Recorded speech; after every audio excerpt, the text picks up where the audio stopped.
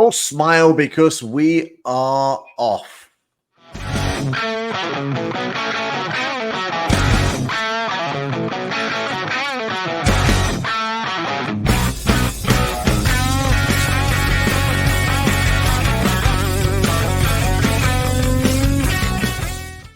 Hey, it's episode something or other, and we don't really care because we're here to have fun and we're here to learn about governance on M365 in the form of a show. It's a quiz. We've got some great questions and answers for you today. And here's the rest of the crew, and they're all going to come on. And when they come on, they're all going to shout, "Hey!" as loud as they can. Are we ready? Because they're all full of energy and ready to go. Well, yeah, they are now. I told you. Yes, it's the original. I was still on mute. I require a redo. Okay, give me a second. No, it's fine. Hey, Marina, Nook, and Kaz, how are we all? We're all good. Thumbs up, big smiles. Yeah, okay. Thank God it's Monday. We should have a new add-on. Whenever we do a smiley face, it should automatically put an emoticon on your face so you can see it go. And it goes ding. Yeah, okay. I'll copyright that and make it work. All right, Maureen, all set. It's Monday night. Yes, thank God it's Monday. Yes. Good weekend. Yes, actually, yes. Excellent. Kaz, glass of wine. Always. Cheers. Where's my camera? There we go. Cheers. Good. Is it actually doing see-through again? Last time you were doing some pretty cool stuff with the see-through stuff. And yeah, nice. Disappearing wine glass. It disappears anyway. So that's cool. Perfect for meetings. Sorry? Perfect for meetings. Yes. What wine glass? There's no wine glass. HR, no, I'm not at all drinking. I have my favorite. It's like, sorry to interrupt the intro, but I have my favorite, like a red, like a typical American movie style red cup, and it's just like wonderful because it always feels like I'm during a party, and nobody knows what I have inside, and it's fantastic. So I highly recommend that. So for your midday gin to get you through to dinner, maybe. And look, that is a cool MVP sign. You're trying to send a message. No, it's just made by my partner in Lego. He made it for me, so it's here. I like it. It's small, subtle. It's very small. It turned out bigger than planned. All righty, good. We're all set then. We're going to talk OneDrive tonight, folks. OneDrive. So here is the question. So there are several governance attributes to OneDrive. So which, in your mind, is the most important and why? And basically what we're talking about here is if you want to apply governance to OneDrive, there are lots of different ways of doing it. And we have sent out the answers as always. And the order for tonight is the last person to respond goes first. And as always, that's Maureen. Because he's a busy boy, and the question went flying past with all the other stuff. And that's then because he's a boy and he can't do two things at the same time. Because Kat and we were cooking dinner. Yeah, that is true. Obviously, while you're cooking dinner, but you're sitting there tracking your WhatsApp and questions and forms. So, Maureen, we do wonder what dinner turned out like. I had blood sausage with apple compote. That was pretty good. I even have some hummus left. Yeah, sure. Just sitting there in the office from 2 weeks ago. Yeah, it's so busy that I don't have proper time to do whatever. So all righty, good. All right, so there is the question, and the first person to go is Maureen. So we're going to say goodbye to the ladies. Bye, ladies. So we need to remove one, and we need to remove two, and we need to go here, and we need to apply to that. This is my zone. This is my sweet spot. Yes, your sweet spot. All set. So your question response is this. I'm going to disappear because I've stuck myself in the bottom right hand corner, and then as soon as I do that, look, I'm here. All right, good. So your governance aspect of this was to use conditional access policies to control access based on various factors that we have in the conditional access portfolio of location, device governance, and user authentication. And your 2.5 minutes starts now. 2.5? I thought it was just 2. Okay. Then I need to tell ChatGPT that it needs to give me like a little more content for 30 more seconds, but that's fine. I just made that up with this. Oh no, don't do that. Don't do what? Oh, don't start it again. Anyway, it doesn't I matter. didn't start it again. Let's go. Doesn't matter. It just jumped back, but that's fine. Good. So, OneDrive. OneDrive is your personal work files. Repeat after me, your personal work files. These Your are personal not- Word file. Thank you.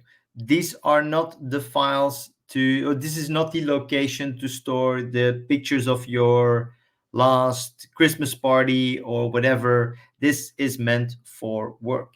Now, a lot of people think that they can just use that 1 terabyte to do whatever and to just keep it on their phone, keep it on their laptop, keep it on the PC back home. They will even give access to their children on their laptops and their PCs to access Microsoft 365 with access to OneDrive to that as well. And because it keeps your work files in there, these still need to be protected as such. So it's not because it's your personal files with all your whatever MP3 files, videos, office Christmas party pictures, I don't care. These are work files and they need to be treated as such. That's why I think it is paramount to use conditional access for this. It should not be on the laptop of the kids. They should not have access to these files. It's okay if they use Excel, Word, whatever, PowerPoint for their presentation. That's fine. Don't do it with your account from work because they cannot do OneDrive. Same thing with location. I just don't want people from anywhere in the world have access to my OneDrive. Same thing with my device. I need to go with my phone, with my laptop, maybe a PC back home where I say, yes, I trust this organization and I let the organization handle my things. And that's it. Lock it down.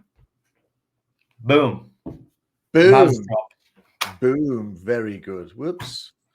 There Not a we mic go. drop, but a mouse drop. That was good. The only thing that I would have had given you full points for, because I get to mark you as well, is that the biggest issue with OneDrive is the fact your files can be synchronized down to your machine. And that's where we need to protect them as well, where they're going to and from. So that's a key attribute. But there we go. Actually, all right. Yeah. That's all right. It's a good one. It's a good one. Yeah. All right. So there we go. Ladies are back. All right. Wine's still left in the glass, but who cares? Bonus question time. So here's your bonus, Maureen. And everybody can chip into this. So how do you use a location, or how do you process the use of location as a conditional access? I'm not talking about how you set it up. We're not into the technologies of it, but obviously we're allowed to say which locations people can access from. So what process can you use to actually set up that location as a policy within the organization? What makes sense? Yeah.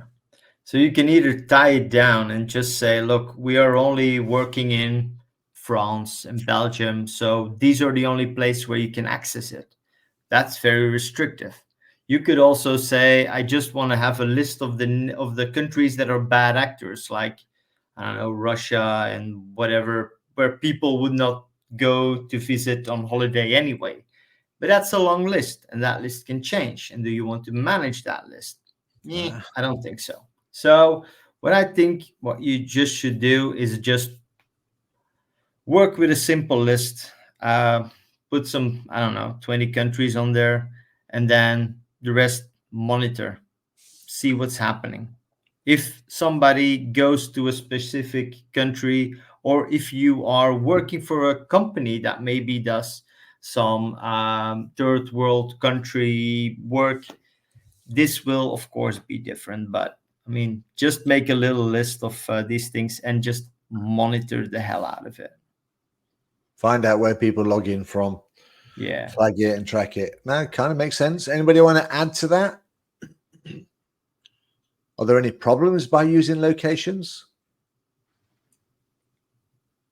It depends on what you are working for. One of my customers said I cannot access their tenants from outside the country because I'm working for a company that is located in Belgium and the Netherlands. I couldn't, when I was in the Netherlands, I couldn't do anything for them. So maybe that can be a problem.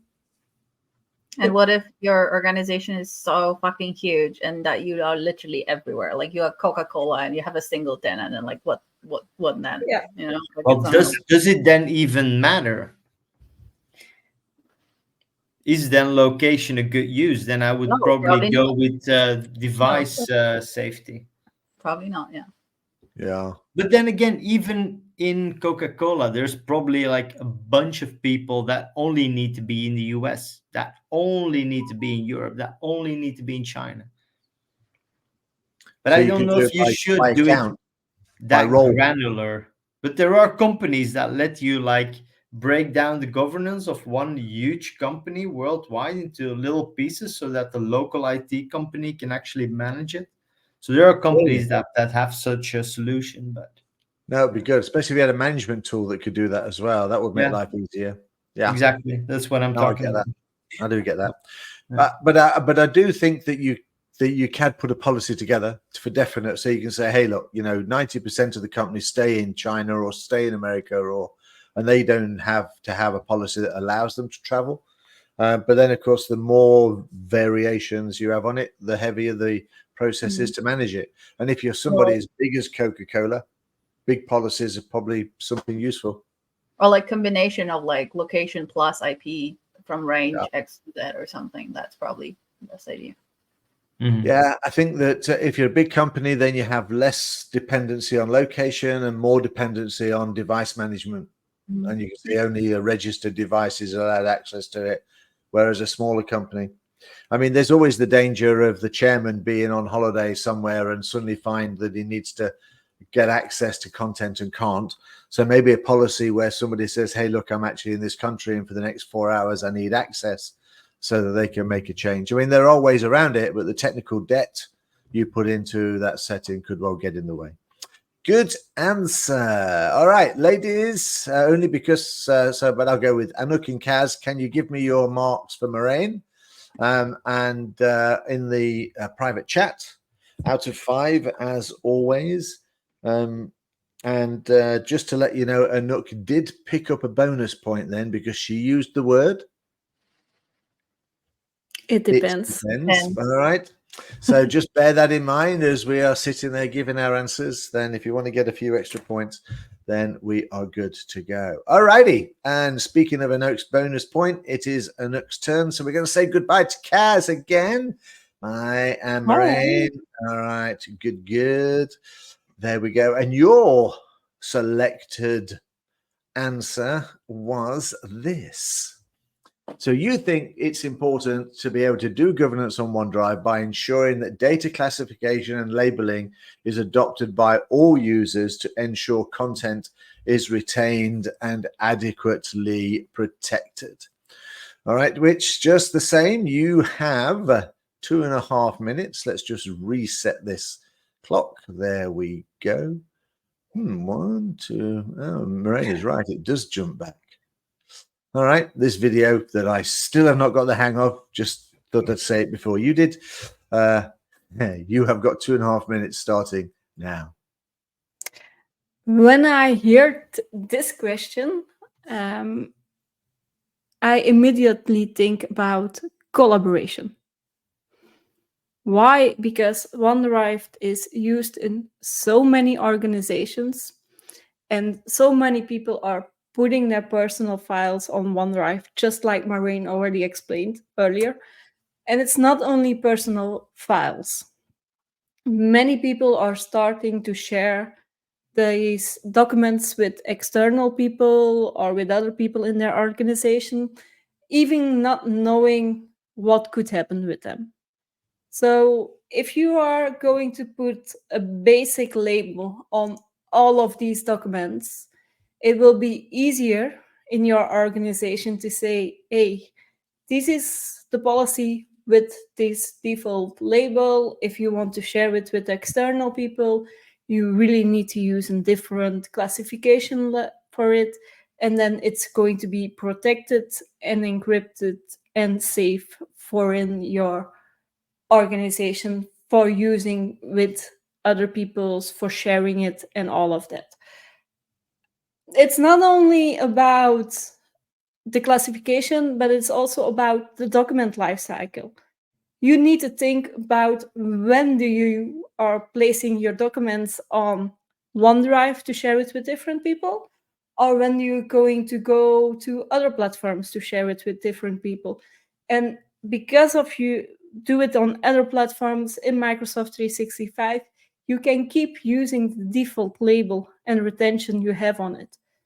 So it's much easier to move your documents to somewhere else and to work together with all of them, with every person in your organization. And I'm not sure about this timer because it did strangest things, but I will continue a little bit more. Also, with this OneDrive, you need to think a little bit like, what about the risk about security? You are going to reduce the risk of security when you do some retention and policy and data classification labels on it. And you can say, all right, this is what we can do. And it doesn't need to be one policy for OneDrive or for other platforms in Microsoft 365. So here you got it. Cool. Yes, sorry about that. I really don't know what went with that clock, but it certainly was not behaving itself. But there you go. So we'll welcome back the rest of the crew. I don't know how long I was talking. It was crazy. So I don't know how long either. It just felt like 15 minutes, but that's all right. It could be. It's not the best subject to talk about, but it's important. Well, Thank you for your TED Talk. Yes. But imagine that it's your clients asking such questions. None of them are ever easy. None of them are ever easy. So there we go. So that was Anux and visit selection that ensuring data classification and label is adopted. So again, if Kas and Moraine can give me their marks, that would be good. And while we're doing that, we will put up the bonus question. So here's the bonus question. It's about OneDrive governance and say, so is OneDrive actually, should it be treated as a personal drive or a company resource? Now, we know what Moraine said because that was in his first speech. It's a company resource. But of course, it's your OneDrive. We tell people this is where you store your personal documents or your private documents. So what do you think? Is it a personal drive or a company resource?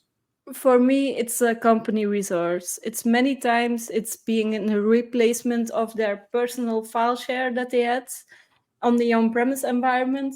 So you can store personal data on it, but I wouldn't suggest to do it. There you have a private OneDrive for. And share that with your kids, with your family. It doesn't matter, but keep the company separated of it. Kas, I know you're based in Germany, and I don't know how much you get caught in Germany with workers' councils and stuff, but I know that they're a lot different about that with OneDrive because the unions the workers' councils tend to see it as a personal drive because you're giving it to them. Is that not the case? No, it's very often the case, and you're very right. I would say 95% there's always going to be unions, workers' council involved. But also German contracts are like so lengthy and so precise. So like I, for example, have a German contract, right? And it genuinely states that I understand that these type of resources where I actually have it listed is still a company resource. It's not a personal. So like it's usually like a measurement that is taken before even the employment commence. so that we don't we avoid that ambiguity and we avoid that case with the Workers' Council, I would say. So Could we actually, have they it- say you can use it for private use, but it stays a company resource. Yeah, I mean, I don't remember exactly how it's like worded, but it's very clear that I wouldn't have a case, and the Workers' Council couldn't do anything about it. So it's a little bit like a cookie warning on every time you go to a site. Like, be aware, this is a company resource. Pretty much. That ought to be a thing. We should put that into a recommendation from Microsoft, that you can put your policy around this. But it is true, and I think even in non-German contracts, there's always a clause that says anything that the company provides for you, unless it's explicitly identified as being, is a company resource and should be treated respectfully and all that kind of stuff, and within the rules and regulations. But the real problem is, since we went to cloud, of course, is that people don't have the ability now to carry a USB stick or, have some personal kind of storage. They just don't have in fact, we turn these devices off. We've got a limited amount of storage, of personal storage. Everything personal these days happens on the phone. So it should not happen on my work I don't laptop. agree. I should not have to install, or I shouldn't be able to install WhatsApp or Facebook or Instagram or whatever on my laptop of work. If it's my own laptop where I also do work on it with a Every company, you are allowed to use your own phone or what else. And if there is an emergency case or you need to answer to a doctor or do I know what else, you cannot access your personal data for it. Then you do it on your company device. Because, I mean, I have to say, the company that I work for gives everybody a mobile device because it's good and tax efficient. So it's actually beneficial for the end user. But we do separate off company data then from personal data. So in some respects, you're right. But the risk, of course, of doing that on a mobile device, I think it's better protected, especially with conditional access. But on a laptop, for example, where you log into your live.com OneDrive, your personal OneDrive, you can suddenly start uploading corporate information. So then you're bringing in a personal risk. So it is always a debatable one. But unless there's somebody else got any more comments, I'll round this off. I think the bottom line is, and I think it started off well with Kaz, it's about the company policy around this. I think it's actually... It depends, you mean. Okay, I was waiting for one of those, but that's fine. Good. It does depend. Nice. Completely screwed me up now. There we go. Yes, the policy that you sign up for, it is a company resource, but also they're aware that you're the only one that has access to it. And I think companies need to have some kind of respect. We talked about 2 seconds ago about people being able to access it. Which brings us nicely onto the policies around OneDrive and our next question. All right, so it's Kaz's turn. If you guys can make sure you give me some scores you have, good. I'll put those onto the system in a minute or two. All righty, so Anouk Kamarain, goodbye. Hello, baby. Just you and me now. Hello. You all right? I like your handle on there. I like that. I'm going to do that myself next time. Hashtag marketing. Yeah, that's true. The marketing head. I like that. Right. Let's find your questions. So here we go. So we talked about policies, and that leads nicely into the question you selected. Whilst were you doing your potatoes? Because you got in there quick before everybody else did. Define a solid set of policies for offboarding users and assessing content in OneDrive before it's deleted. So that is what you say is the best way to deal with the governance attributes for OneDrive. So let's bring on the clock, which means I'm going to disappear behind the label. I will reset this clock again, hopefully, and this time it might work. You never know your luck. So we'll press start. Oh, I'm going to reset it. 2 seconds. There we go. Bloody thing's annoying today. All right. 2.5 minutes starts now. Are we sure the clock is working? It's going. Okay. Yes. We just wasted 10 seconds. I will try to keep it within 2.5. I don't know if I'm going to be able to, but Let me start that. When I was looking at this question, I was immediately thinking about conditional access. I was immediately thinking about the data classification, labeling, and everything. But then I actually started thinking why the process of offboarding is slightly more important in if we're talking about the governance of OneDrive, because basically it has immediate impact, and it's like most of the time it's a irreversible process. So the actions that we take within this process usually just if we do them right, then it's okay. But if we don't, we're making ourselves very vulnerable for potential data loss, unauthorized access, and whatnot. Then there is like a direct connection to compliance with legal and all sorts of regulatory requirements. So you mentioned GDPR, you mentioned I can mention HIPAA or other strict rules, how the data should be handled. So sometimes we need to delete or delete personal information, but keep or retain certain documents for a set period. So mismanagement here, it can result in like super hefty fines. It can result in even like legal cases and repercussions. And I would say that there is more to it. There is like a strategic data management. So like when we have valuable information retained, we know if we can reuse them, or maybe there is some obsolete, trivial content that consume our resources. We're wasting money on it, basically. So we also can do more strategic management within the organization. And last but not least, this is like offboarding is concluding the employment. So you need to make sure that you have all your, there is no loose ends. So you should be able to do the review and make sure that the employee, the data that the employee had access to is accounted for, is transferred, or maybe is disposed of.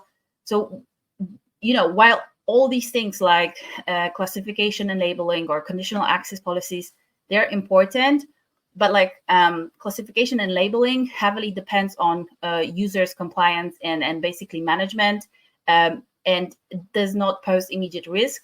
And this is why I think that the offboarding process is super important, because it's critical and time sensitive. That's why the end. I tried to make it half minutes. I was like very focused on the timing today. No, that was good.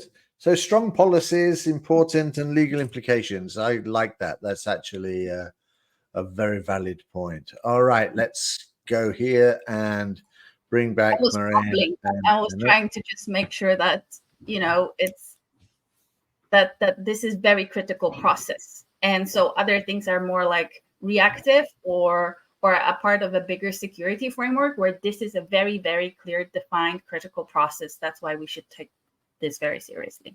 So that was really clever, the way you added an extra 30 seconds to your clock. That's good. Sneaky. I like. All righty. Well, let's get the bonus question up and running, because I think this is a key one that follows up nicely from there. So, is it good practice then to allow managers access to a OneDrive of an ex-employee? So by default, for many years, when you set up your tenant and you kind of set it all up, for the first 30 days, managers had access to OneDrive whenever you remove the license of an employee. A lot of organizations are now changing that. So I don't know what is good practice. All right. Yes, I didn't spell check that one before I put it there. But anyway, so is it good at practice to allow managers access to OneDrive of an ex-employee, or do we need to do it in a different way? So your question, there you go. And if you guys could give me your answers on the speech, then I can start totaling up the scores. That'd be great. Okay, so wait for it. It depends. Yeah, that's a one bonus. Good. Everybody got a bonus for it depends. So I actually am going to be leaving after 5 years. In 3 weeks' time, I'm leaving a company. And maybe it's the fact that I have been working with M365 for the past decade. I don't know. But like for me, this is natural. Like I don't assume anything else than manager having access to my OneDrive. Like I'm super prepared and knew that like ages ago. That's nothing new. Is it like something that I feel okay with? Yes, because I know how it works and I'm like, I know my contract, I know everything.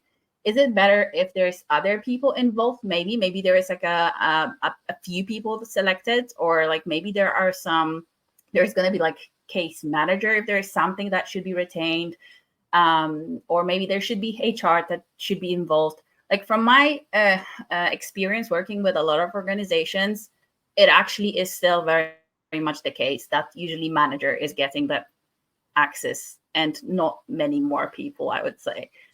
So I'm curious to know other people experiences, but it depends on the size of the organization, local regulations. It might be that in Germany, Workers' Council would be pushing that it's also HR, not just manager. So it depends.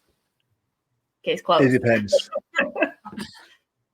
How can a good policy be about it depends? That's an interesting one. So it depends on the policy, is what you're saying. Yeah, pretty much. Because some companies do, some don't. Unless I misunderstood the question. Sorry, guys. Maybe No, it's good. I think GDPR has something to do with it as well. What is legal allowed to do? Yeah, but GDPR is more about data from other people, not the people that you pay to do a job. Yeah, so it's more about your external. Yeah, but you are access their private. No, accessing their company resource. What we we all agreed that it was a company resource. It's a corporate resource, Yes. but it's still their private space a little bit. Yes. Because so what I propose that we do is we ask them, is it okay if your manager gets access? Or we tell them when they give their notice, we will say, okay, you now have 6 weeks to do your time. Know that the day you leave, we will open your OneDrive to your manager. So everything that's on there that should not be there, or that you don't want your manager to see or to know, get rid of it.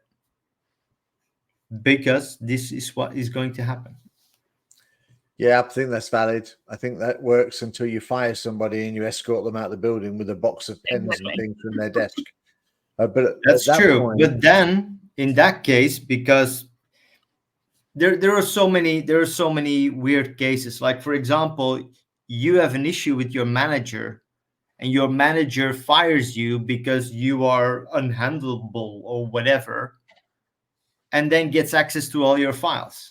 It sounds like the voice of experience, doesn't it? That.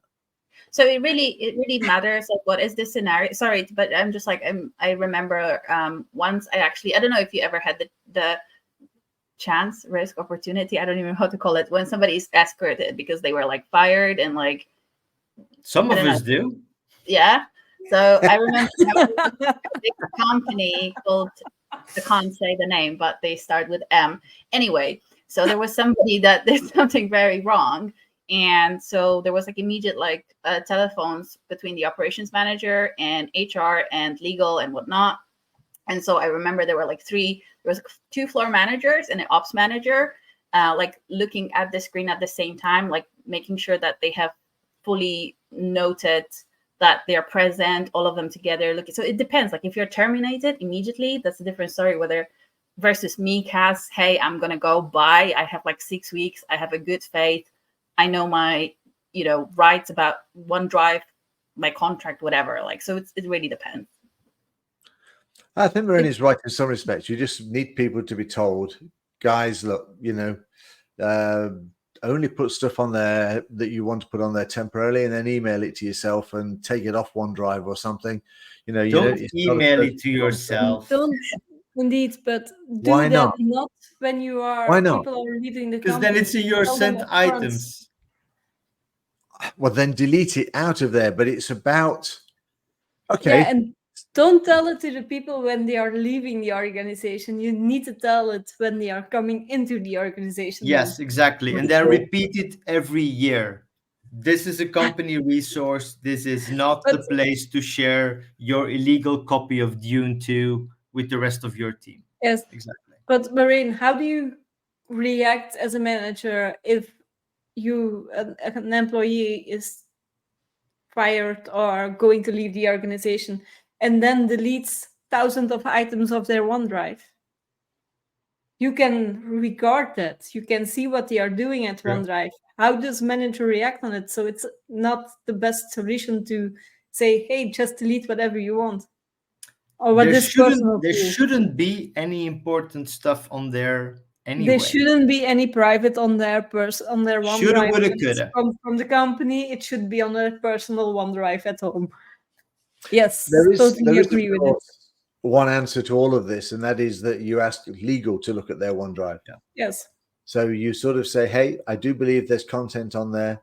And then there's a process that you document. And I would document, say, look, you describe what you're looking for. So it's not just a fishing trip to say, I'm looking for anything associated with this, whatever. So I'm looking for a document that describes this, or a spreadsheet that has this content. Legal then look at the process. They may advise the person and say, hey, look, they may have a process for it. But then they go in and they take that file and then they save it somewhere and they give it to the manager access. That could well be the way to do it. As a bank, they would always have access to your OneDrive, but the process that we put in at the bank was that there's always an HR person and the manager looking at it together so that they can see what is actually happening. I'm gonna use the dirty C word. There's so many in my mind that I'm wondering which one you're going to use, that I was about to go, but then I held myself back because testicles have just not got a place for on this chat. Copilot. Copilot for offboarding. Copilot for offboarding. Copilot for offboarding. Ooh, Okay. I feel a new subject's coming for the quiz. Yes. So this person is gonna offboard.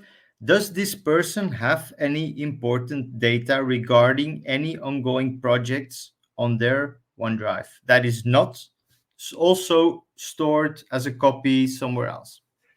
That's the bonus point. I need to go back and change my scores because that is awesome. But not everyone is able to access that data, because if the manager haven't access to the OneDrive, you cannot ask that question. It's true. No, but if you were going to do that, you would have the question can be asked by anybody, and it can be done under a service account. So it could be on email, on OneDrive, on I don't know what other kind of thing that they have. So let's take that one step like further. Well, it's you can say like, this person is going away. What do I need to do to make sure there's no disruption in business? Because maybe they have workflows running under their name. They have Power Apps under their name. They have forms.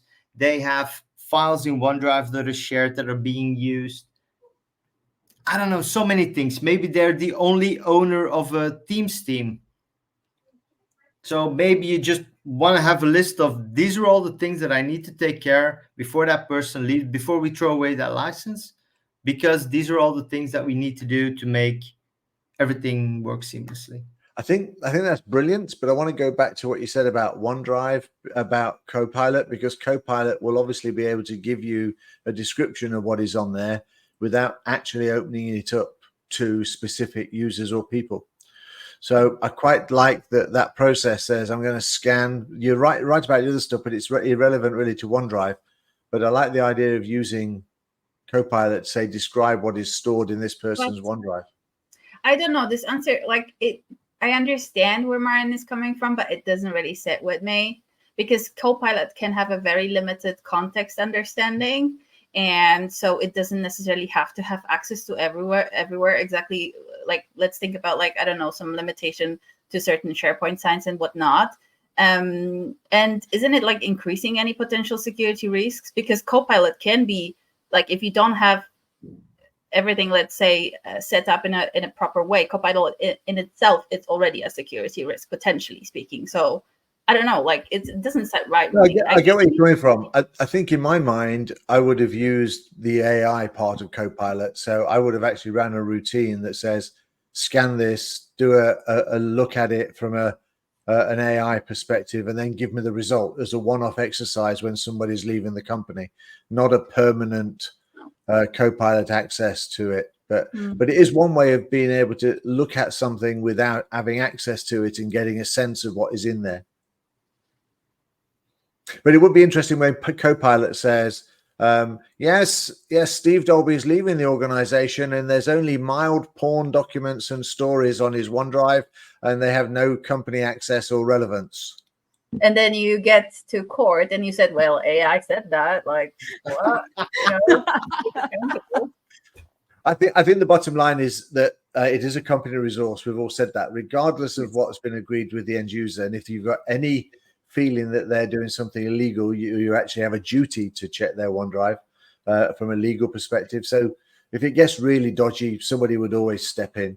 And what's interesting, of course, is that there are also a bunch of routines that monitor what people are doing. So I was involved in a case some years ago when sales guys, and by the way, if sales guys ever leave your organization, this is always something to check on. But their number of files that they were downloading was actually excessive. So just, they put their notice in, and after they put their notice in, all of a sudden the files that they were downloading started to increase. So we started looking at it and finding that they were taking all of the company presentations that they'd been giving to the people in his pipeline. And so, yes, he was then called into the office and fired immediately. So there are tools already that do some kinds of monitoring, even though they don't get down to the content and the permission. Good one, this, isn't it? I think bottom line is you decide what policy you're going to have in your organization. You pass it by your legal team and you write it up and you tell everybody. And I love the idea that Moraine says you do a refresh every year to say, just to remind you guys, this is what you need to do. And whether you email those files home is the whole subject of another different question on It Depends. But do you want to know the scores? Now, we all know that Moraine's going to be a golf score, so we can take that as read, okay? So there we go.